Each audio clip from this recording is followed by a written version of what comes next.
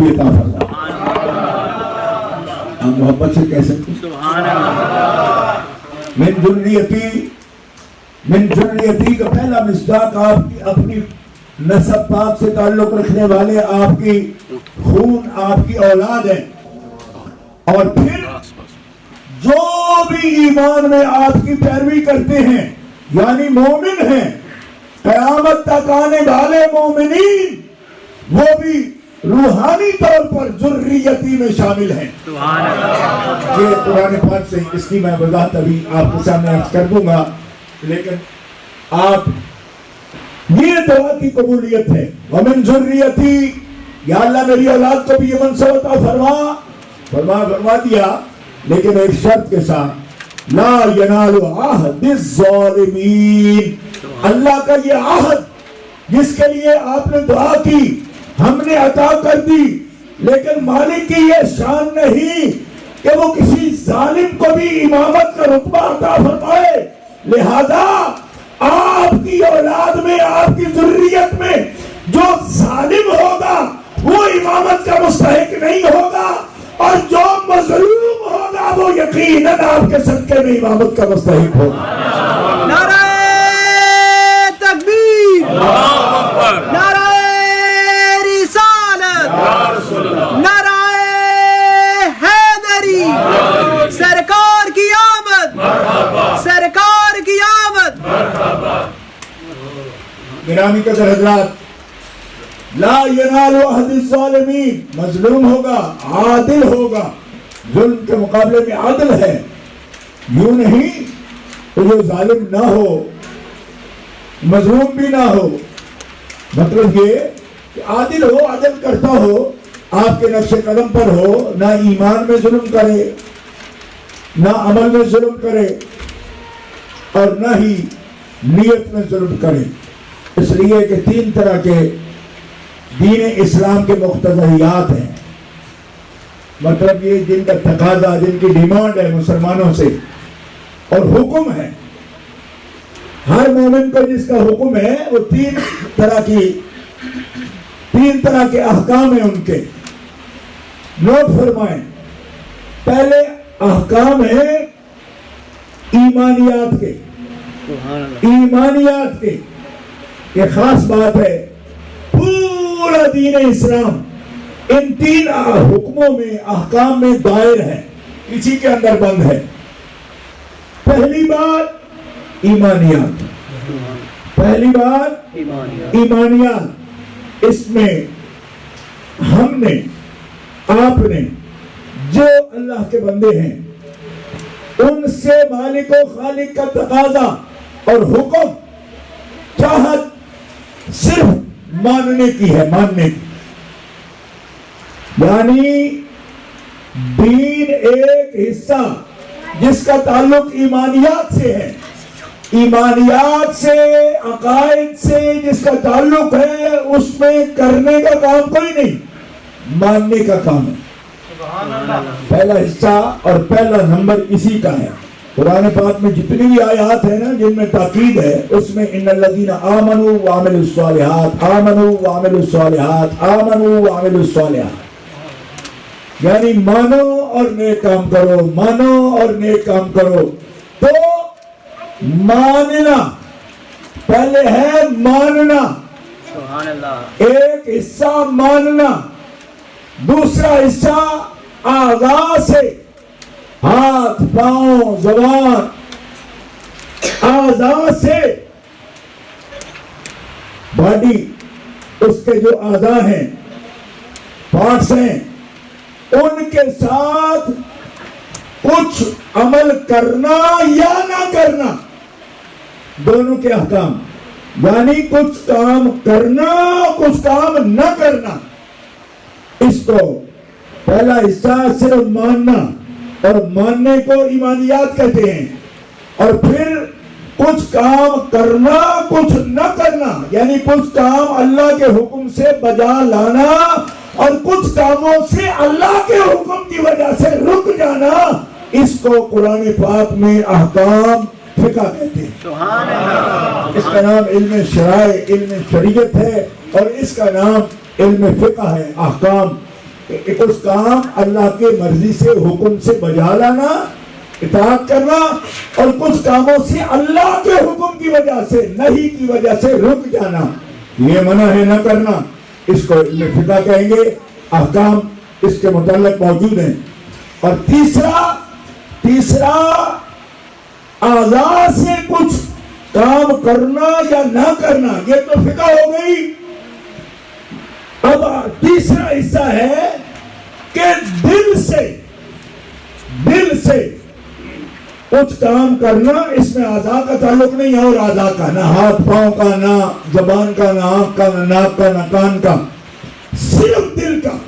کیا کہ دل کا عمل ہے کچھ کاموں کے بارے میں نیت مثبت رکھنا، اور کچھ کاموں کے بارے میں نیت انکار کی رکھنا، صرف اللہ کے لیے اس چیز کا تعلق ہے جس کو علم طریقت اور علم تصوف کہتے ہیں۔ اس کا تعلق نیت سے ہے، اس سے اعضاء سے تعلق نہیں۔ یہ تین ہی قسم کے احکام ہیں پوری شریعت میں، احکام قرآنیہ میں، حدیثیہ میں، اور اجماع میں، اور قیاس مجتہدین میں۔ شریعت کو تین احکام میں تقسیم کیا گیا: ایمانیات، احکام علم فقہ میں، اور احکام علم طریقت میں۔ تو یاد رکھیے، ایمان کا درست رہنا، پھر اعمال کا درست رہنا، پھر نیات کا درست رہنا، ان تینوں درجے پر جو عدل اختیار کر گیا اور ظلم سے بچ گیا، رب تعالیٰ فرماتا ہے ابراہیم ہم نے تمہیں بھی قائد بنایا، اور تیرے متبعین کو ہم نے بھی زمانے کی قیادت عطا فرمائی۔ سبحان اللہ،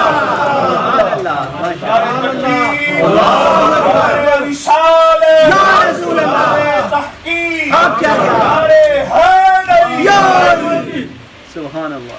میں سمجھتا ہوں کہ اگر آپ نے یہ ایک بات سمجھ لی تو دین اسلام کو بنیادی طور پر، اجمالی طور پر آپ نے پورے طور پر سمجھ لیا ہے۔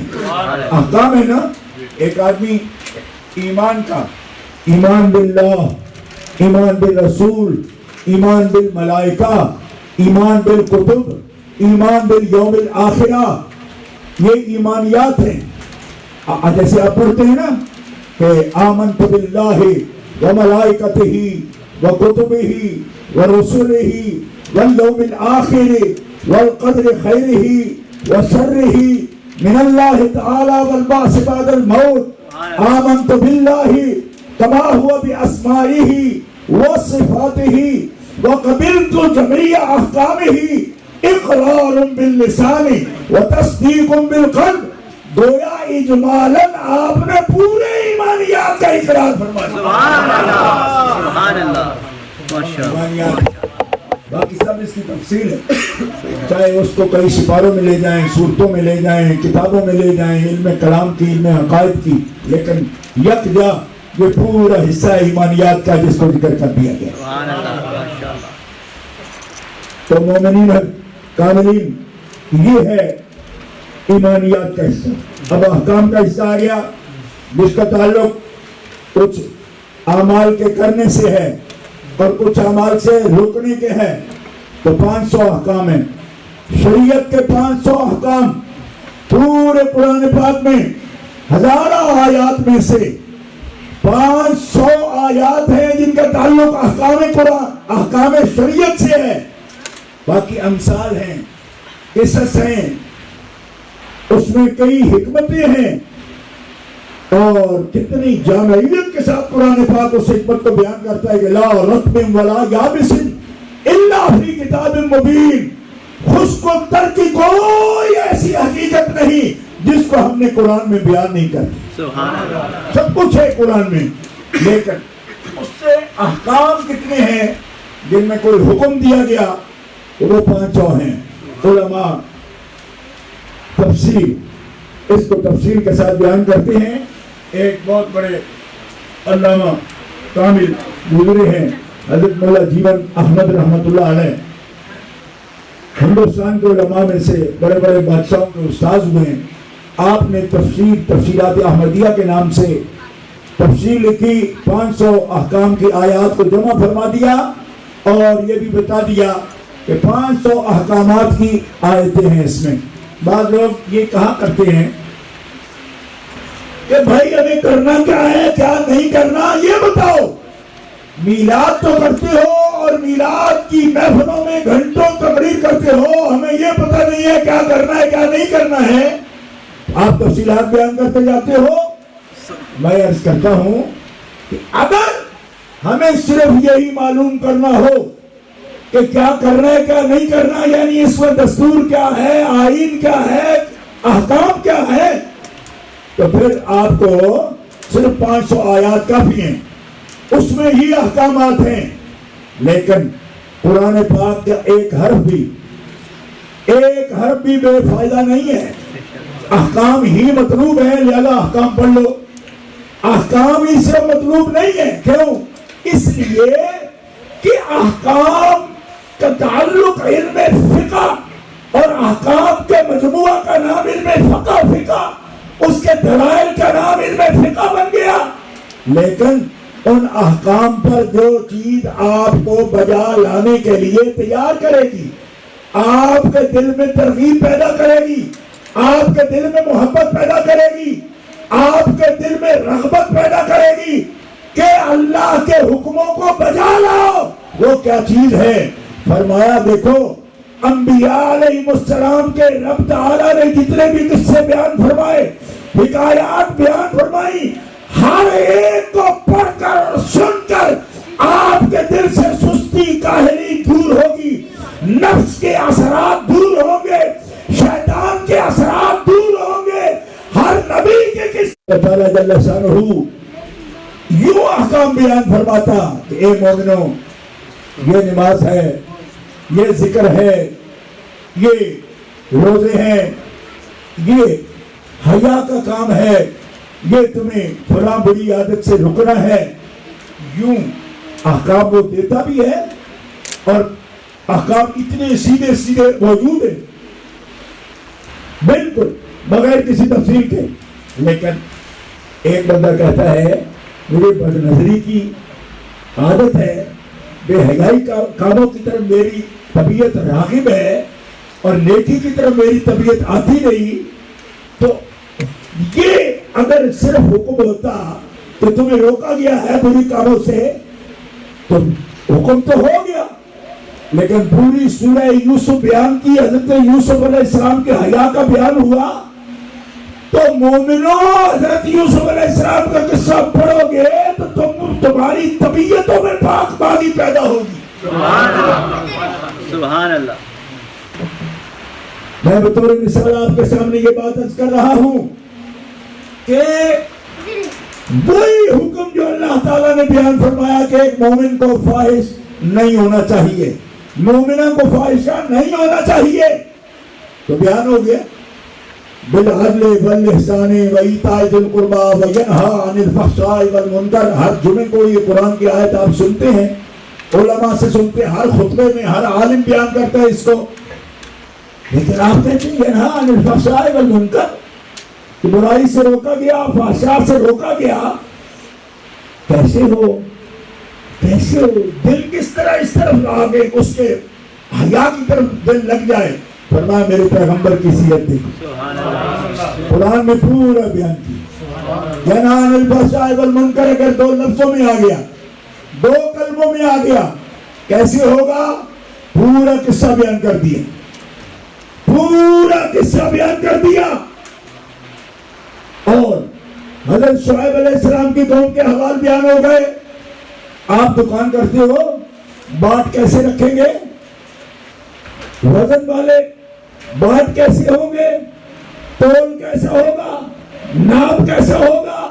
آپ کہتے ہیں میں کام کرتا ہوں, خیال بھی رکھتا ہوں, مگر کبھی کبھی طبیعت جو ہے وہ منافع ناجائز کی طرف چلی جاتی ہے کہ ناپ تول میں کمی کر دو, تو میں کیا کروں؟ فرمایا پڑھ شعیب علیہ السلام کی قوم کا حال, قرآن پڑھتا جائے گا تیرے دل میں دیانتداری آتی جائے گی. سبحان اللہ. تو عبرت آئے گی تیرے اندر. پہلی قومیں کس کام میں برباد ہو گئی, تمہیں بچنا ہے تو اس طرح بچ. کیوں کہ تیرے سامنے ان کے نمونے جمع فرما دیے گئے اور وہ کس یہ صرف قصے نہیں. آپ کہو گے یہ تو قصوں کی کتاب ہے. تو قصوں کی کتاب کیسے اتنی مشکل میں کہ اتنے بچے قرآن پاک حفظ کرتے ہیں؟ تو ایک ایک سطر اگر معاذ اللہ غیر ضروری طور پر بیان کی جاتی تو ان بچوں کے لیے کتنا بہت بڑھتا جاتا. معلوم ہوا کہ قوم کو جسے حفظ کرنا تھا، دستور بنانا تھا، آئین زندگی بنانا تھا، وہ یوں ہی نہیں بیان کر دیا گیا کہ کچھ بیان کرنا تھا کر دیا. فرمایا اس میں ایک بھی لفظ تمہاری ضروریات سے زائد نہیں کہا گیا. کچھ تمہیں اللہ کے حکموں سے بجا لانے کے لیے ترغیب اور محبت دلاتے ہیں، اور کچھ خدا کے حکموں سے انکار سے بچنے کے لیے تمہیں ڈر سناتے ہیں تاکہ تم خوف خدا بھی رکھو اور محبت خدا میں اس کے حکم بجا بھی لاتا ہے. سبحان اللہ، سبحان اللہ، ماشاءاللہ، سبحان اللہ. تو گرامی قدر حضرات، دینی احکام ان تین لفظ اور جو ان تین اقسام میں دیکھو. اور دوسری مثال عرض کر دوں، تیسری مثال، یہ تو احکام کی مثال میں نے عرض کی. ابھی ایک مثال عرض کرتا جاؤں کہ علماء فرماتے ہیں کہ نماز میں جیسے شرائط ہوتی، شرائط بھی قرآن پاک میں بیان ہوئی ہیں اور احادیث میں بیان ہوئی ہیں. اسی طرح فرائض ہیں، وہ بھی قرآن پاک میں بیان ہوئے ہیں، احادیث صحیحہ میں بیان ہوئے ہیں. اچھا، لیکن دیکھو کہ ایک آدمی نماز ادا کر دی، مغرب کی نماز ادا کی، عصر کی نماز ادا کی، اور اس نے شرائط کے ساتھ اور فرائض کے ساتھ اور قیود کے ساتھ نماز ادا کی.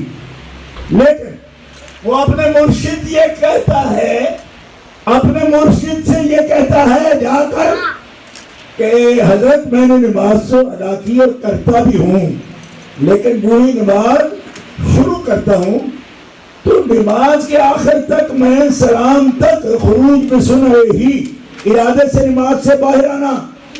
تو جب تک نماز سے میں باہر نہیں آتا تب تک میری نیت جو ہے اور میرے دھیان اور خشوع وہ ہمیشہ نماز کے اندر نہیں ہوتا. میں کسی مختلف جگہ ہوتا ہوں، دھیان نہیں بنتا میرا. حالانکہ کیا کہتا ہوں، عصر پر یہ وچار رکعت نماز فرض اللہ تعالیٰ کے لیے وقت فلاں پیچھے اس امام کے مطلب قبلہ شریف اللہ اکبر منہ سے کہہ دیا. اس کے باوجود نماز میں حاضر نہیں رہتا. اب اندازہ فرمائیے، ایمان کے ساتھ ہے، مومن ہے، احکام کے مطابق نماز پڑھی، یعنی کہ شرائط فرائض واجبات پورے ادا کیے، لیکن ذہنی طور پر غیر حاضر ہے، نماز کے اندر غیر حاضر ہے.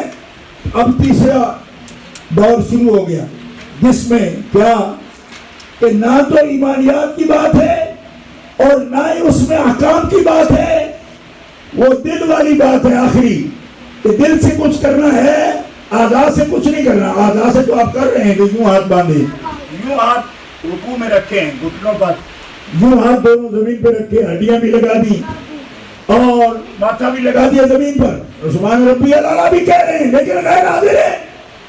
آپ مرشد سے کہہ رہے ہیں سبحان ربی الاعلیٰ بھی کہہ رہا ہوں غیر حاضر ہوں، سبحان ربی العظیم بھی کہہ رہا ہوں غیر حاضر ہوں، میں دماغ میں فلاں جگہ پہنچا ہوں. وہ کیا کہیں گے؟ وہ کہیں گے علم فقہ کے نزدیک تیری نماز ہو گئی، لیکن تصوف میں طریقت میں تیری نماز نہیں ہوئی، کیوں تیری نماز خشوع سے خالی ہے. علماء سے پوچھیں گے، مفتی حضرات سے پوچھیں گے ہو گئی کیوں؟ کہ واجب پورے ہیں، فرض پورے ہیں، شرطیں پوری ہیں، یہ غیر حاضر ہو، غیر حاضر ہے. تو اب تیری نماز خشوع والی نہیں. کیوں؟ کہ قد افلح المؤمنون الذین هم فی صلاتهم خاشعون. مومن وہ کامیاب ہیں جن کی نماز حضور نیت سے ہوتی ہے. سبحان اللہ، سبحان اللہ، سبحان اللہ. اب یہ تیسری بات سے آپ کو سمجھ آ گئی کہ اس کے اندر اعضاء کو کچھ نہیں کرنا، یہ دل کے کرنے کا کام ہے. اور جتنے بھی احکام ہیں تصوف اور طریقت کے، جتنی منزلیں ہیں، توکل ہے، فقر ہے، صبر ہے، رضا ہے، اور 10 طریقت اور سلوک کے اصول ہیں، دسوں کا تعلق یہ طریقت و تصوف سے ہے، جس کا تعلق نیت سے ہے۔ اس میں اعضاء کو کچھ نہیں کرنا، اس میں نیت کی درستگی کا تعلق ہے۔ فرمایا تینوں کے ساتھ جو آیا اور عدل کر کے آیا، فرمایا تیری اولاد سے ہے، اور ان تینوں احکام میں عدل سے کام لیتا ہے، وہ کائنات کا قائد بھی ہے، سبحان اللہ سبحان اللہ ظلم نہیں کرتا۔ گرامی قدر حضرات، آئیے تو ان خصوصیات کے ساتھ حضرت ابراہیم علیہ السلام اور آپ کی اولاد پاک پر اللہ تعالیٰ کا خاص فضل اور کرم ہے۔ آل ابراہیم و آل عمران، آل عمران یہ حضرت اسحاق علیہ السلام کے بیٹے حضرت یعقوب علیہ السلام، اور یعقوب علیہ السلام کے بیٹے حضرت یوسف علیہ السلام، اور ان سے لے کر تا حضرت عیسیٰ علیہ السلام، یہ سب آل اسحاق سے تعلق رکھتے ہیں، کیونکہ حضرت عیسیٰ علیہ السلام والد نہیں، لیکن والدہ کی طرف سے اللہ تعالیٰ نے ان کو بھی ذریت ابراہیم فرمایا، کیونکہ ان کی ماں کا حضرت مریم کا جو نسب ہے وہ آل عمران سے ہے۔ اس نسبت سے حضرت عیسیٰ علیہ السلام کو نواسا ہونے کی وجہ سے ذریت ابراہیم میں شمار کیا گیا، اور یہی وہ مقام ہے جس پر عباسی حکمران نے حضرت امام موسیٰ کاظم سے پوچھا تھا کہ آپ اولاد رسول کس طرح ہیں؟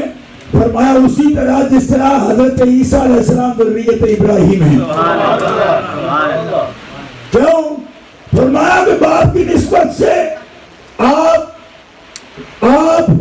جناب محمد رسول اللہ کے تو نواسے ہیں، حضرت خاتون جنت کی اولاد ہیں، تو پھر آپ کو آل محمد کیوں کہا جاتا ہے؟ فرمایا جس سے عیسیٰ علیہ السلام کا تو باپ نہیں تھا، مگر ماں کی نسبت نے انہیں ذریت ابراہیم کہا۔ قرآن مقدس نے فرمایا ہماری امی حضرت خاتون جنت کی نسبت سے ہم ذریت محمد مصطفیٰ کا۔ تو یہ آل ابراہیم ہے اور یہ آل محمد ہیں۔ فرمایا آل محمد بھی آل ابراہیم میں داخل ہے، اور دونوں میں مناسبت کیا ہے؟ مناسبت یہ ہے، دیکھیے حدیث پاک حضرت امام ترمذی رحمۃ اللہ تعالی علیہ جامع ترمذی شریف میں اس حدیث کی تخریج فرما رہے ہیں۔ آپ فرماتے ہیں کہ حضرت ابراہیم علیہ السلام تک شان اصطفاء کو بیان کیا گیا، حضرت ابراہیم علیہ السلام تک، آل ابراہیم تک، آل ابراہیم میں سے شان اصطفاء کس کو عطا فرمائی؟ آئیے حدیث پاک جامع ترمذی شریف صحیح حدیث مرفوع، رسول پاک کا ارشاد ہے ان اللہ اصطفیٰ من ولد اسماعیل کنانہ ومن کنانہ قریشا ومن قریش بنی ہاشم ومن بنی ہاشم واصطفانی من بنی ہاشم انا خیرہم بیتا وخیرہم نفسا۔ فرمایا اللہ نے ابراہیم علیہ السلام کے بیٹے حضرت اسماعیل علیہ السلام کو چن لیا، شان اصطفاء عطا فرمائی، اور اسماعیل علیہ السلام کی اولاد سے بنو کنانہ کو چن لیا رب نے، بنو کنانہ سے رب نے قریش کو چن لیا، اور قریش سے رب نے بنو ہاشم کو چن لیا، بنو ہاشم سے رب نے مجھے محمد رسول اللہ کو چن لیا، میری ذات بھی رب نے سب سے بہتر بنائی، اور میرا گھر بھی رب نے سب سے بہتر بنایا۔ نعرہ تکبیر، نعرہ رسالت، نعرہ حیدری۔ اور محبت سے میں نے قرآن پاک کی تفسیر حضور کی حدیث پاک سے آپ کے سامنے پیش کر دی ہے، اور حدیث صحیح مرفوع متصل۔ سبحان اللہ، لوگ سے کہیے سبحان اللہ۔ اللہ نے چن لیا، منتخب کر لیا، واصطفانی، بلکہ مفسرین کرام، محدثین اعظام، اساتین امت فرماتے ہیں، بزرگ فرماتے ہیں کہ آدم علیہ السلام سے لے کر حضرت عبداللہ تک آپ کو یقیناً اندازہ ہے جو کچھ میں عرض کر رہا ہوں آپ سنتے رہتے ہیں، لیکن پھر بھی دہرائیے گاہے گاہے باز خاں، ان چیزوں کو دہراتے رہیے۔ ان کا ہمارے ایمانیات سے بھی تعلق ہے، حضور کی سیرت سے بھی تعلق ہے، حضور کے احوال کے ذکر سے بھی ضرورت ہے، اور بندہ امتی حضور کا چاہنے والا رب کا بندہ تب تک اپنے ایمان اور اپنی محبت میں کامل نہیں ہوتا جب تک اپنے محبوب کے ایک ایک حال سے واقف نہ ہو۔ سبحان اللہ، سبحان اللہ، ماشاء اللہ۔ ذکر پاک کو دہرایا جاتا ہے تو نوٹ کریں، نبی پاک صلی اللہ تعالی علیہ وسلم کی ذات شریف وہ ہے کہ جن کے لیے احادیث عالیہ میں ذکر موجود ہے کہ فرمایا ان کی شان اصطفیٰ جن جن کو عطا فرمائی اس میں مقصودی ذات کہ جن کے لیے سب کو یہ کمال عطا فرمایا وہ ذات پاک جناب محمد مصطفیٰ ہے۔ اسی لیے حضرت ابراہیم علیہ السلام ان کے لیے دعا فرمایا ربنا وابعث فیہم رسولا، یا اللہ اپنے بندوں میں اس بیت اللہ شریف کی آبادی کے لیے اپنے محبوب رسول کو مبعوث فرمانا۔ سبحان اللہ، پورے زور سے کہیں سبحان اللہ، میں بھی زور سے بول رہا ہوں۔ ماشاء اللہ۔ اس کا تقاضا یہ ہے کہ میں جس گرمی سے اور سرگرمی سے بول رہا ہوں آپ اسی کیونکہ ٹھنڈ اور گرمی تو آپ دیتی رہتی ہے نا، آپ بالکل ٹھنڈا بیٹھے رہیں گے تو پھر آپ کا حوال مجھ پر غالب آ جائے گا، زیادہ بندے ہیں پھر میں بالکل ٹھنڈا ہوگا۔ ربنا وابعث فیہم رسولا، آپ نبی ہیں، آپ خلیل ہیں، آپ اللہ کے خلیل ہیں، ان سے پوچھتے آپ کس کے لیے دعا کر رہے ہیں؟ فرمایا میں ہوں، مقصود یہ ہے آدم و نوح و خلیل سے تخم کرم میں ساری کرامت صبر کی ہے، کرم میں ساری کرامت صبر کی ہے، ہوتے کہاں خلیل و بنا کعبہ و بنا لولاک والے صاحبی سب تیرے گھر کی ہے۔ آپ نہ ہوتے یہ سلسلہ ہی نہ ہوتا۔ محبت سے کہیے سبحان اللہ۔ سلسلہ حضرت آدم علیہ السلام سے لے کر حضرت عبداللہ تک، میں پھر دوہرا کے اس لیے کہہ رہا ہوں حضرت عبداللہ تک کیونکہ اسی لیے میں نے آپ کے سامنے یہ حدیث مبارکہ تلاوت کی۔ حضور فرماتے کسی بھی زمانے میں، کسی بھی قرن میں، کسی بھی صدی میں، کسی بھی دور میں ابو البشر آدم علیہ السلام سے لے کر میرے ابا عبداللہ تک اور اما حوا سے لے کر میری امی جان حضرت آمنہ تک کسی غیر ساجد اور غیر مومن اور بغیر طہارت رب نے میرا نور کسی کے پاس نہیں رکھا۔ میں ہمیشہ نکاح سے پیدا ہوا، شفا اور جاہلیت سے پیدا نہیں ہوا۔ رب نے مجھے اسلام تجربہ میں ارحام طاہرہ میں ایک مومنہ سے مومن کی طرف اور مومن سے مومنہ کی طرف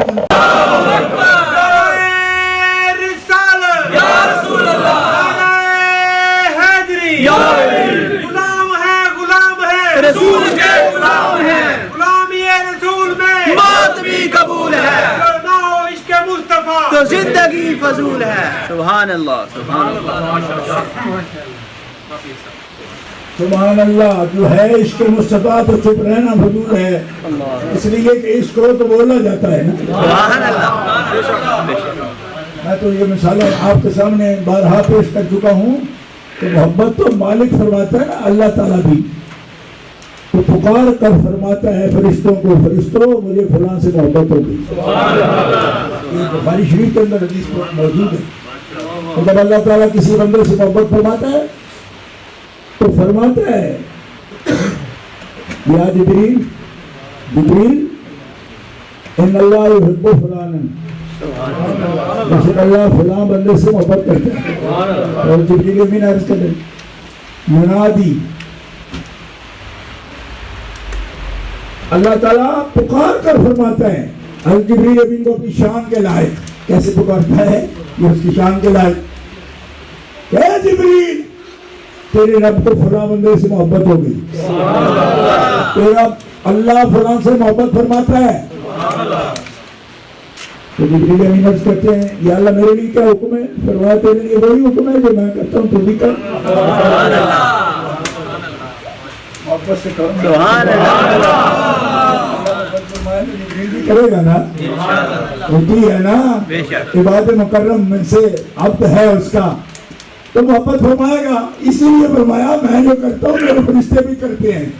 میں جب اپنے محبوب پر درود بھیجتا ہوں ان اللہ و ملائکتہ یصلون علی النبی، تو فرشتے وہی کام کرتے جو میں کرتا ہوں۔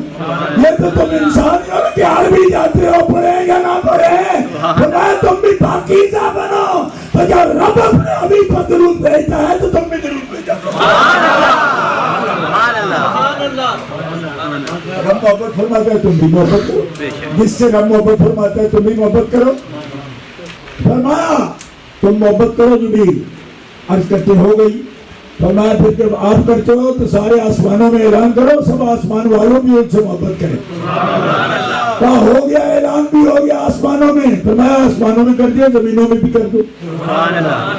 زمینوں میں صحیح بخاری شریف میں احادیث قدسیہ میں یہ حدیث بات موجود ہے۔ حضرت ابو ہریرہ روایت کر رہے ہیں رسول اللہ صلی اللہ علیہ وسلم کا فرمان ہے کہ اللہ تعالیٰ اس طرح فرماتا ہے، ہاں محبت فرماتا ہے حتیٰ کہ اللہ تعالیٰ پوچھتا ہے کہ زمین پر کتنی محبت رکھی تم نے؟ عرض کی جی میں نے تو رکھی تھی، محبت ایک متعلق چیز ہے وہ پھیل گئی ہر طرف۔ کہاں تک پھیلی ہے؟ عرض کی حتیٰ کہ سمندروں کی تہ اور دریاؤں کی تہ میں جو مچھلیاں ہیں تیری مخلوق ان تک بھی محبت پہنچی۔ پانی کے ماحول میں جو مچھلیاں رہتی ہیں نا وہ مچھلیاں بھی تیرے محبوبوں کے لیے دعا کرتی ہیں۔ پانی کے پیٹ میں جو مچھلیاں ہیں وہ بھی تیرے محبوبوں کے لیے دعا بھی کرتے ہیں اور محبوبوں کے لیے درود بھی پڑھتی ہیں۔ اتنے تک پہنچ گئی آواز۔ اب مچھلی ایک پاک چیز ہے، آپ بھی بڑی پسند کرتے ہو۔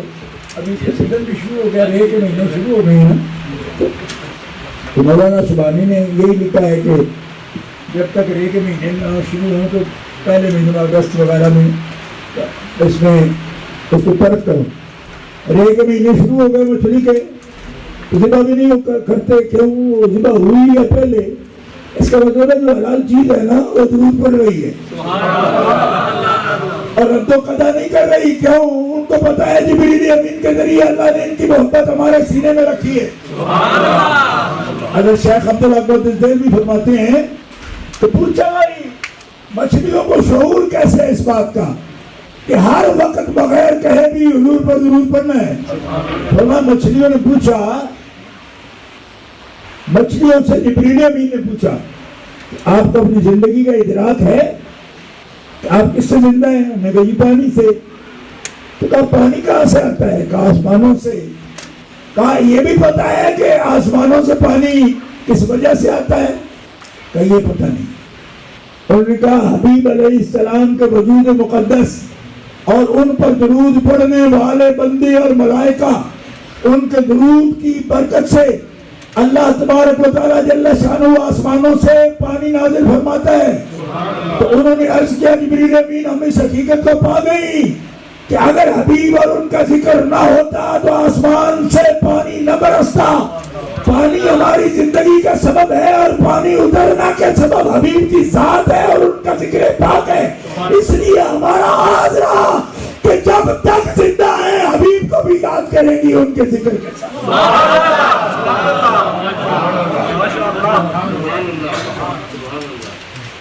ترغیب ہے اس میں کیا؟ امام سخاوی رحمۃ اللہ علیہ فرماتے ہیں 3 باتیں یصلون میں پائی جاتی ہیں۔ ایک ہے تحسین کرنا، تحسین کا مطلب ہے واہ واہ کرنا۔ ان کی عظمت پر اتنی عظمت ہے رسول اللہ کی ان اللہ و ملائکتہ یصلون علی النبی کا معنی بیان کر رہے ہیں کہ تحسین کرنا کہ حبیب اللہ نے آپ کو بہت عظمت عطا فرمائی۔ دوسرا معنی کہ اللہ تبارک و تعالیٰ اور اس کے فرشتے حبیب سے محبت کرتے ہیں۔ اور تیسرا معنی تحسین کرتے ہیں۔ تحسین کا معنی کہ اس پر اللہ تعالیٰ جل شانہ کے فرشتے بڑائی بیان کرتے ہیں کہ یا اللہ تو کتنا عظیم ہے جس نے اپنے حبیب کو اتنی عزت عطا فرمائی۔ محبت سے کہیے سبحان اللہ۔ تو گرامی قدر حضرات، ان صفات کے ساتھ ایک مومن بندہ نبی کریم علیہ السلام کو ذکر کرتا ہے، آپ کا ذکر کرتا ہے اور یاد کرتا ہے۔ ذکر کا مطلب ہی یاد کرنا، اور یاد کرتا ہے، یاد رکھتا ہے، اور اس یاد کے ساتھ ازدیاد محبت زیادہ ہوتی ہے، اور محبت مومن کے ایمان کے لیے شرط ہے۔ شرط سمجھتے ہو نا؟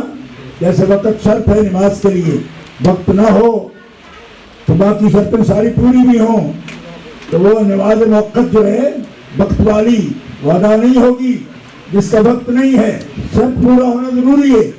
فرمایا ایمان کے لیے محبت رسول شرط ہے۔ سارے بھیا کا آواز سب مسلمان کہو سبحان اللہ، تاکہ یاد رہے آپ کو اس سبحان اللہ کی برکت سے ہر بندے کا دل کرتا ہے میرا ایمان کامل ہو، میرا ایمان کامل ہو۔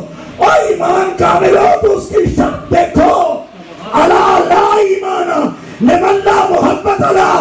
ارے اس کے پاس ایمان نہیں جس کے پاس محبت رسول نہیں، کیونکہ محبت رسول ایمان کامل کے لیے شرط ہے۔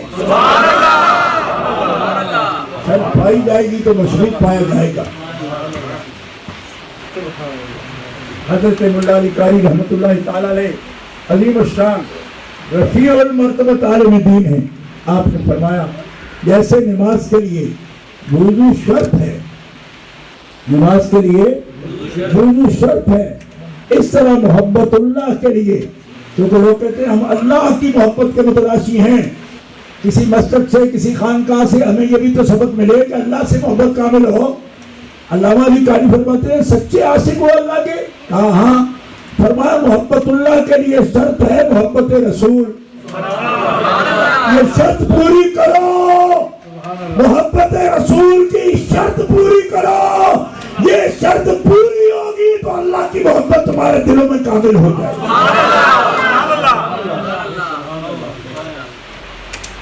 کہتے مقصودی کیا چیز ہے؟ یعنی مقصودی اللہ کی محبت ہے یا رسول اللہ کی؟ انہوں نے کہا یہ اللہ کی۔ تو فرمایا پہلے اس کی بات کرو۔ پھر علامہ علی قاری رحمۃ اللہ علیہ بڑے عالم ہیں ماشاء اللہ، فرماتے ہیں نماز اور وضو میں مقصودی کیا ہے؟ نماز۔ تو فرمایا اگر مقصودی چیز پہلے ذکر ہوتی ہے تو پھر وضو سے پہلے نماز پڑھنی چاہیے نا۔ وضو بعد میں کرو، نماز پہلے پڑھو، کیونکہ مقصودی نماز ہے۔ مقصودی نماز کا آلہ ہے وضو۔ وضو مقصودی عبادت نہیں، مقصودی عبادت نماز ہے، لیکن اس مقصودی عبادت کے قابل جب ہوتے ہو جب پہلے یہ شرط پوری کرتے ہو۔ ہمارے رسول کی محبت اور اللہ کی محبت کا مقابلہ نہیں۔ کیوں؟ اس لیے کہ اللہ تو رسول کا بھی محبوب ہے اور محبوب حقیقی ہے، اسی لیے رب نے اپنے رسول کی محبت کو اپنی محبت کے لیے شرط قرار دیا کہ میری محبت کے قابل ہی جب بنو گے جب تمہارے دلوں پر میرے محبوب کی محبت کا قبضہ۔ ایسے کہو سبحان اللہ۔ یہ کوئی بہم نہ کرے، اللہ کی محبت مقصودی نہیں ہے، نام مقصودی ہے، وہی محبوب حقیقی ہے۔ سارے نبی اسی کی محبت کا درس دینے کے لیے آئے ہیں، لیکن رسولوں کی محبت کو اللہ نے شرط اس لیے بنایا کہ جو تمہیں میرا نام نہ بتائے تو میرا نام بھی نہیں جانتے ہو، اس کو چھوڑ کر میرے پاس کیسے آ سکتے ہو؟ کرسٹل میں رہنے والے مسلمانوں، میں پوچھتا ہوں، اور امتیں اور طرح اللہ کا نام لیتی ہیں، آپ جو اللہ کو اللہ کہتے ہو، الہ کہتے ہو، اللہ کہتے ہو، تو آپ کو کس نے بتایا کہ اس کا ذاتی نام اللہ ہے؟ رسول اللہ نے بتایا۔ سے کہو تو میں کہتا ہوں کہ جس کے بغیر ہم اللہ کا ذاتی نام بھی نہ جانتے ہوں تو دعویٰ یہ کرے گی کہ ہم تو ڈائریکٹ اللہ کے پاس جاتے ہیں. اور بندگان خدا ڈائریکٹ جانے پر بھی پابندی نہیں، لیکن کب پہنچو گے جب بغیر رسول کے تمہیں اس کا نام بھی نہ آئے. بیک آواز کہو نا محبت سے سبحان اللہ. نام تک جاننے میں رسول پاک صلی اللہ علیہ وسلم کے ضرورت مند ہیں. ہماری ضرورت ہے نا. کون ہے وہ لوگ جن کی ضرورت نہیں ہے؟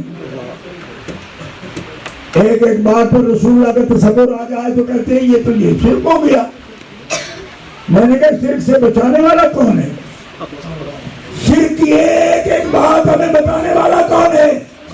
کس نے بتایا کہ شرک سے بچو گے تو موحد بنو گے؟ جس نے شرک سے بچانے کی ہر تدبیر ہمیں بتائی، ہر تدبیر سے ہمیں بتایا، اسی کی ذات کو اگر وجہ شرک کہو گے، اس سے بڑا اس کائنات کا اور ظلم کوئی نہیں. اور ظالم کو تو اللہ اپنے بندوں میں شامل ہی نہیں فرماتا. اور ظالمہ محبوب کس طرح وجہ شرک بن سکتا ہے؟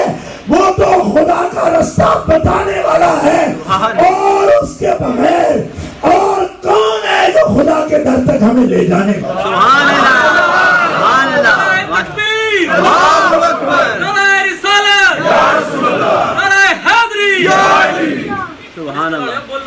خدا خدا کا یہی ہے در، نہیں اور کوئی مفر مکر. سبحان اللہ، سبحان اللہ. اللہ کا در نظر کہاں آئے گا تمہیں؟ فرمایا در رسول ہی در خدا ہے. بے شک، لوگ سے بولو سبحان اللہ. اسی سے تو ہم ڈراتے ہیں آپ کو. آپ در رسول کو در خدا کہتے ہو. میں نے کہا اس لیے کہ رب تو دروں میں رہتا نہیں، رب تو مکانیات سے پاک ہے. سبحان اللہ. ایک ہی گھر بنایا اس نے، اور جو بنایا اس کو بھی کہا وضع للناس. گھر ہوتے ہیں لوگوں کے رہنے کے لیے. فرمایا یہ گھر جو ایک بنایا ہے یہ بھی میں نے اپنے رہنے کے لیے نہیں بنایا، وضع للناس، یہ میں نے لوگوں کے لیے بنایا. اور سے کہو سبحان اللہ. سبحان اللہ، ماشاء اللہ. اسی دروازے پر کوئی کہے کہ ہم آپ کے گھر آئے ہیں، دروازے پر آئے ہیں، جس کا دروازہ ناز کرتے ہیں تو وہ ملتا ہے نا ہمیں. جی دور کرتے ہیں نا، آپ جا کے دور کرتے ہیں دروازہ. سبحان اللہ، سبحان اللہ. آگے آواز آتی ہے کون؟ تو بہت آگے پر جاتے ہو نا، اوپر بھی جاتے ہو، کبھی کھٹکھٹا دیکھ لو، آواز ہے کون؟ فرمانا یہ بات میرے رسول نے تمہیں بتا دی ہے کہ گھر ہے رب کا. سبحان اللہ. وضع للناس، لوگوں کے لیے نشان قائم کیا. اور اس گھر کے سجانے کی، بنانے کی، زینت کی، صفائی کی، طہارت کی. اور طہارت صرف بدن کی نہیں، مانوی طہارت. سبحان اللہ. کسی ظالم کا اس پر سایہ بھی نہ پڑے، سبحان اللہ. کوئی غیر عادل اس پر حکومت بھی نہ کرے.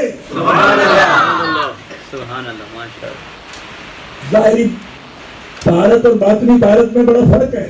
میں نے پہلے بھی عرض کر دیا آپ کو، بنیاد عرض کر دی احکام شریعت کی. اب بھی یہ عرض کر رہا ہوں. لوگ کہتے ہیں کہ کوئی ٹھیکیداری ہے کسی کی، آپ ہر وقت حال کا ذکر کرتے ہو. اور میں نے کہا ٹھیکیداری کس بات کو سمجھتے ہو؟ اگر ٹھیکیداری صرف زبان درازی کے لیے کہتے ہو تو اس کا لفظ بھی قرآن میں موجود ہے. وَعَهِدْنَا إِلَىٰ إِبْرَاهِيمَ وَإِسْمَاعِيلَ أَن طَهِّرَ بَيْتِيَ لِلطَّائِفِينَ وَالْعَاكِفِينَ وَالرُّكَّعِ السُّجُودِ. ہم نے معاہدہ کیا ابراہیم اور اسماعیل سے، گھر میرا ہے لیکن یہاں آنے والے طواف کے لیے، رکوع کے لیے، نمازوں کے لیے، یہاں آنے والوں کے لیے تم دونوں باپ بیٹا میرے گھر کو پاک رکھنا. سبحان اللہ، سبحان اللہ، سبحان اللہ، سبحان اللہ. اس کو میثاق کہتے ہیں عربی میں. عاہدنا معاہدہ کرنا، کانٹریکٹ کرنا، وہی لفظ ہے نا.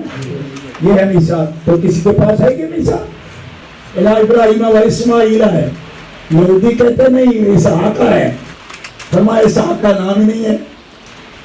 آل ابراہیم میں بھی خاص کیوں ہے کہ کعبے کی کہانی اسحاق علیہ السلام سے متعلق نہیں کی، اسماعیل علیہ السلام سے متعلق، ورنہ یہاں نام آتا حضرت اسحاق علیہ السلام کا، وَعَهِدْنَا إِلَىٰ إِبْرَاهِيمَ وَإِسْمَاعِيلَ، فرمایا اسحاق والے بیت المقدس میں، اسماعیل والے بیت اللہ میں،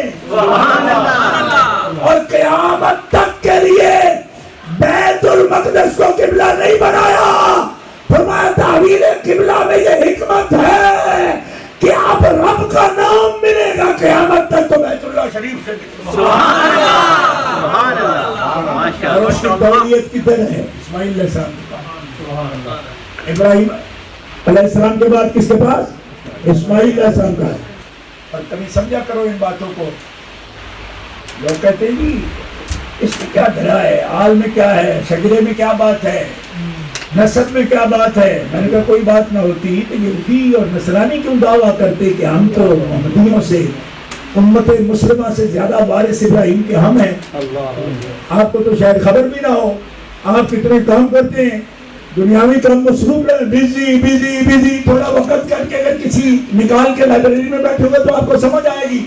اور یہودیوں نے تو اقوام متحدہ میں جا کر یہ نالش کی، شکایت کی کہ ابراہیم کی اولاد تو ہم ہیں اور انہوں نے بیت المقدس پر قبضہ کر رکھا ہے، ہمیں ابراہیم علیہ السلام کی قبر کا مجاور مانو۔ تو ابراہیم میں اگر قصص کوئی نہ ہوتی تو کیوں مانتے ان کی قبر؟ اس امت میں تو کئی لوگ ہیں قبروں سے ویسے ہی ہاتھ دھو بیٹھے، قبر سے لینا دینا کیا؟ میں نے کہا جن کو لینا دینا ہے ذرا ان کی بھی سن لو۔ اور اقوام متحدہ میں جا کر شکایت کی کہ ہم تو بنی اسرائیل ہیں، ہم اولاد ہیں ان کی، اور یہ پوری قبر ان کے قبضے میں ہے۔ اب ان سالوں میں ایک رونے سے پہلے اگر میں کوئی آپ میں سے فلسطین گیا ہو تو اس کو پتا ہوگا، میں گیا ہوں فلسطین، جب گیا تو میں نے دیکھا 2 کھڑکیاں حضرت ابراہیم علیہ السلام کے قبہ مبارک کی گنبد شریف کے نیچے 2 کھڑکیاں اقوام متحدہ نے یونائٹڈ نیشن کے آرڈر سے 2 کھڑکیاں یہودیوں کو دی گئی۔ امت میں کچھ لوگ تنگ ہیں قبروں سے، اور قبروں کی ڈیمانڈ دیکھو، اقوام متحدہ تقسیم کر رہی ہے مجاورت کو۔ ہم نے کہا تمہیں کیا دلچسپی ہے؟ انہوں نے کہا دلچسپی یہ ہے کہ ابراہیم والے ہی حق والے ہوں گے۔ ہم یہ دعویٰ اگر دھرتے ہیں، رکھتے ہیں تو آسمانی کتابوں میں ابراہیم کا وارث نہ ہوگا تو اس کا تو ہدایت میں حصہ ہی کوئی نہیں، لہذا ہم اپنے آپ ثابت ہی تب کر سکتے ہیں جب ابراہیم کے تعلق میں ایسے ہو۔ اللہ نے قرآن میں فرمایا اِنَّ أَوْلَى النَّاسِ بِإِبْرَاهِيمَ الَّذِينَ اتَّبَعُوهُ، صرف نسب پیش کر کے تم ابراہیم کے وارث نہیں بن سکتے۔ ابراہیم کے وارث وہ ہیں جو ابراہیم کی پیروی کرتے ہیں۔ سبحان اللہ، سبحان اللہ۔ اور اگر وہ وارث نسب کے بھی ہوں اور پیروی بھی کرتے ہوں تو پھر ان کی شان سب سے اعلیٰ ہے۔ سبحان اللہ، زور سے کہو سبحان اللہ۔ وَهَذَا النَّبِيُّ، اور یہ نبی محمد، هَذَا النَّبِيُّ وَالَّذِينَ آمَنُوا، اے یہودیوں نصرانیوں، دونوں کو مخاطب کر کے کہا، ٹھیک ہے، سوما والوں کو بھی اور چرچ والوں کو بھی، دونوں کو کہہ دیا کیا؟ ما کان ابراہیم یہودیا ولا نصرانیا، ہمارا ابراہیم نہ یہودی تھا نہ نصرانی تھا، ولیکن کان حنیفا مسلما، وہ تو سیدھا سادہ مسلم ہے۔ اور قربان جاؤں ما کان من المشرکین،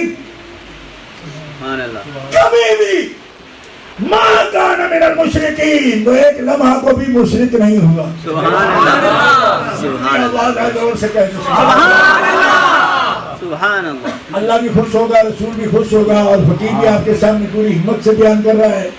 تو ایک مسافر سید کا دل بھی خوش ہو جائے تو کوئی یہ بھی ناراضگی والی بات نہیں کرے، زور سے کہہ دو سبحان اللہ۔ کتنے بدبخت لوگ ہیں وہ جو آج بیٹھے ہوئے کہتے ہیں کہ ابراہیم علیہ السلام نے تو چاند کو اپنا رب کہہ دیا تھا، مشرک ہو گیا۔ اور میں نے کہا تم کہاں کی بولی بول رہے ہو؟ ابراہیم تو پیدا ہوئے تھے۔ وَلَقَدْ آتَيْنَا إِبْرَاهِيمَ رُشْدَهُ مِن قَبْلُ وَكُنَّا بِهِ عَالِمِينَ، سبحان اللہ ابراہیم تو پیدا ہوئے تو ہدایت پر پیدا ہوئے. زور سے کہو سبحان اللہ. ہدایت پر پیدا ہوئے. یہ پتہ نہیں کون لوگ ہیں جو انبیاء کرام کے بارے میں یہ فکر رکھتے ہیں. کیوں؟ ابراہیم پیدا ہوئے ہدایت پر. سبحان اللہ. آتینا ابراہیم الرشدہ. سبحان اللہ. وہ ہدایت پر پیدا ہوئے من قبل، پہلے سے ہی وہ ہدایت پر ہے.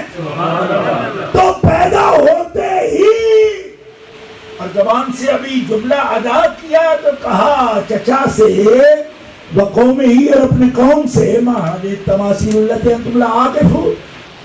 کیا نمونے بنا رکھے ہیں تم نے اور اس کے ارد گرد بیٹھ جاتے ہو اور اس کی پوجا کرتے ہو. تو میں کہتا ہوں نام نہاد اللہ سے کہ جو ابراہیم علیہ السلام کو زمانہ تبلیغ میں بھی معاذ اللہ مشرک کہنے کی جسارت اور بے ادبی کر رہے ہیں، ابھی تو وہ پیدا ہوئے اور بدوے شعور میں ابتدا میں ہی کہہ رہے اپنی قوم سے کہ کیا کر رہے ہو، اپنے ہاتھ سے مورتیاں بناتے ہو پھر اس کی عبادت میں مشغول ہو جاتے ہو. تو جو پیدا ہوتے ہی ہدایت پر ہو وہ زمانے تبلیغ میں کس طرح شرک کر سکتا ہے؟ نہ ابراہیم میں یہودی ہے، نہ نصرانی ہے، اور نہ ہی کبھی وہ مشرک ہوا ہے. سبحان اللہ. سبحان اللہ. ماشاءاللہ. سبحان اللہ. اب ایسے بے ہدایت لوگوں سے پوچھو کہ کسی بندے کے لیے امتی کے لیے کیا ایمان مانیں گے؟ ان کو تو نبیوں کے اندر بھی شرک نظر آنے لگا ہے. اور بات میں بات ائمہ دین پر رفض کے فتوے لگانا. ایک بیوقوف کہہ رہا تھا امام بصیری رحمۃ اللہ علیہ نے مان علی مان عثمان ذی الکرم کہہ دیا تو یہ لافظی ہو گئے. میں نے کہا امام بصیری رحمۃ اللہ علیہ جن کو رسول پاک خود مردہ شریف عطا فرمائے. سبحان اللہ. بقول تیرے رمزیوں کو مردے عطا فرمائے جاتے ہیں، اتنے متصل تعلق رکھتے ہیں رسول پاک کی بارگاہ سے. خدایا شرم کرو، فرمان مشرک نہیں. نعرہ رسالت یا رسول اللہ، نعرہ حیدری یا علی. سبحان اللہ. اہل ایمان آئیے، یہ نبی پاک صلی اللہ علیہ وسلم کے وجود مطہر کی برکت ہے. وجود مطہر کی برکت ہے. آدم علیہ السلام سے لے کر حضرت اللہ تک. اور ایک حقیقت ثابتہ میں آپ کے حوالے کر رہا ہوں، ذرا غور سے سننا اس کو. نبی علیہ السلام کی عظمت یہ ہے کہ آپ کو رب نے مخلوق میں سب سے اولیت، افضل الخلق، ساری مخلوق کا سردار فرمایا. بے شک. بے شک. اور کمال دیکھو کہ آج کل کے پڑھنے سننے والوں کا بھی حال دیکھ لیا.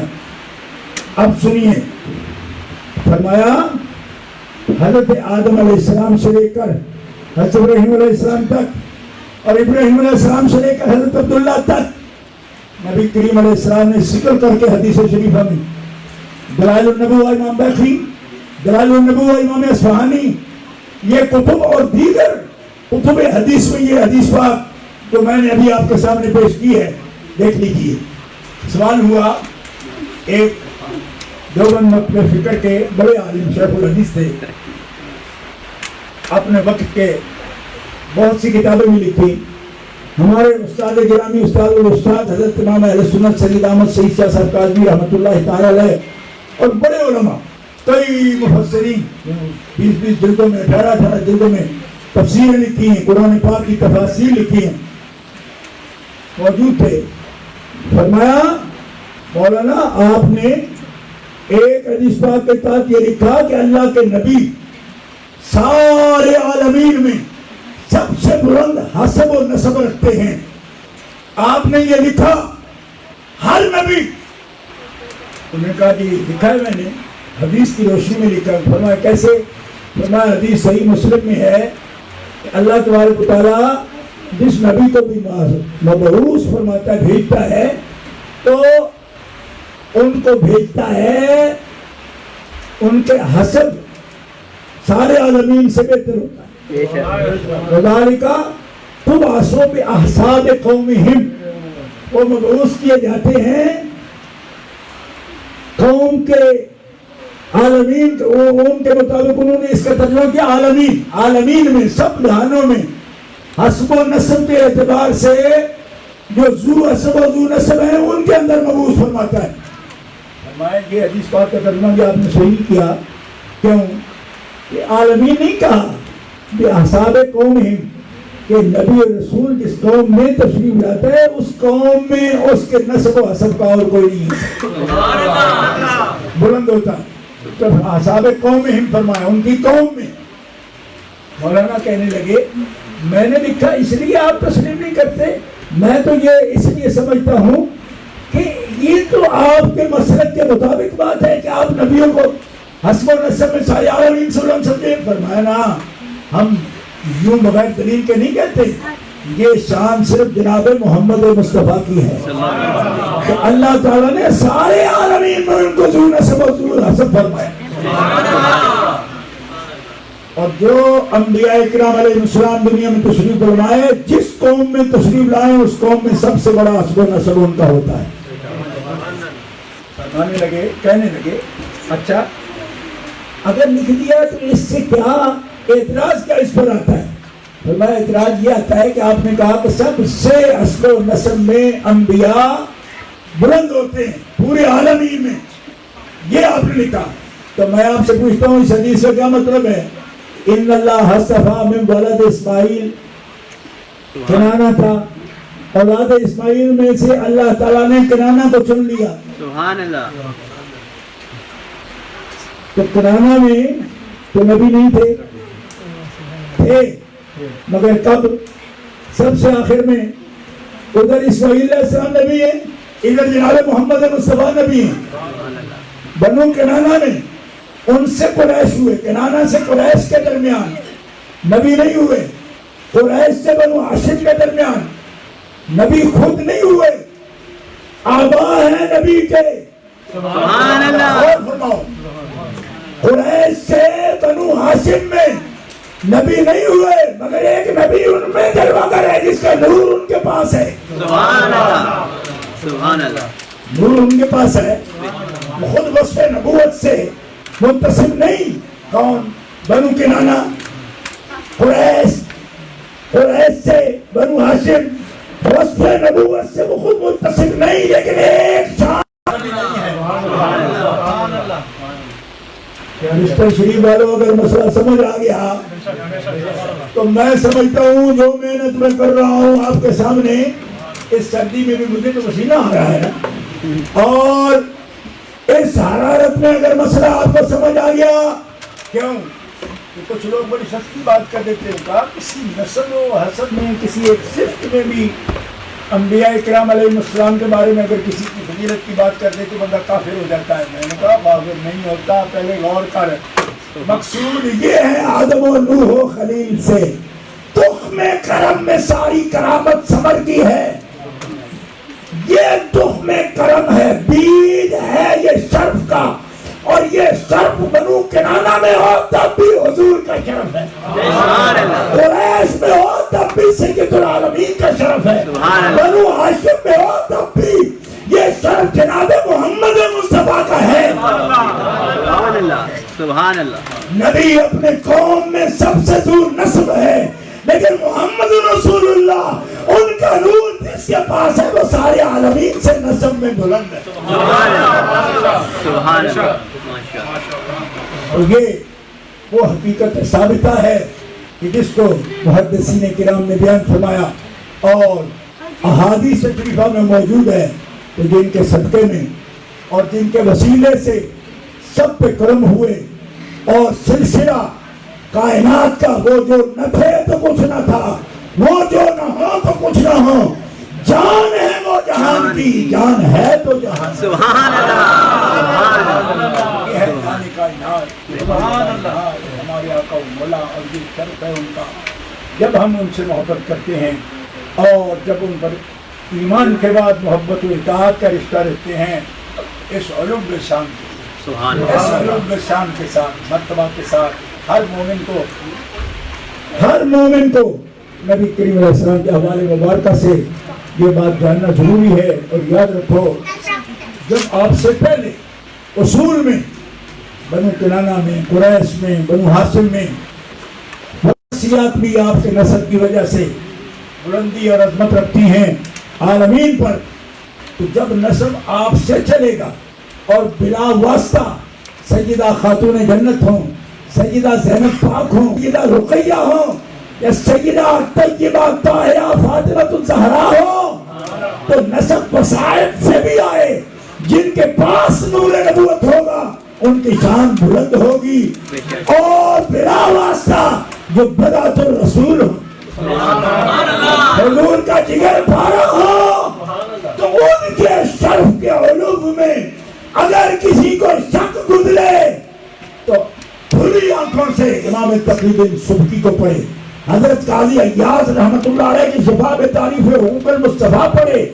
اس کو جان جائے گا اس حقیقت کو کہ بلا واسطہ جو اجزائے رسول ہیں، جو بدعت الرسول ہیں، ان کا نسب عالی بھی عالمین میں بلند مقام رکھتا ہے، اور اس سے تو کفر لازم نہیں آتا، یہ فضیلت ہے صرف نسب کے اعتبار سے، وصف نبوت کے اعتبار سے نہیں، وصف نبوت کے اعتبار سے یہ شان جناب محمد رسول اللہ۔ اس عظمت کے ساتھ آل محمد پر بھی اور ذات محمد پر بھی اور حضرت ابراہیم پر بھی اور آل ابراہیم پر بھی، کیوں؟ ان کا وسیلہ یہ شرف وہ ہے جو صرف نسل پر نہیں رہتا، ان کے ایمان والوں کو بھی اللہ تعالیٰ یہ حلاوت عطا فرماتا ہے۔ میں نے عرض کیا نا، حاضر نبی والذین آمنوا، جو ان پر ایمان لائے وہ بھی حضرت ابراہیم علیہ السلام کے وارث ہیں اللہ کے فضل و کرم سے۔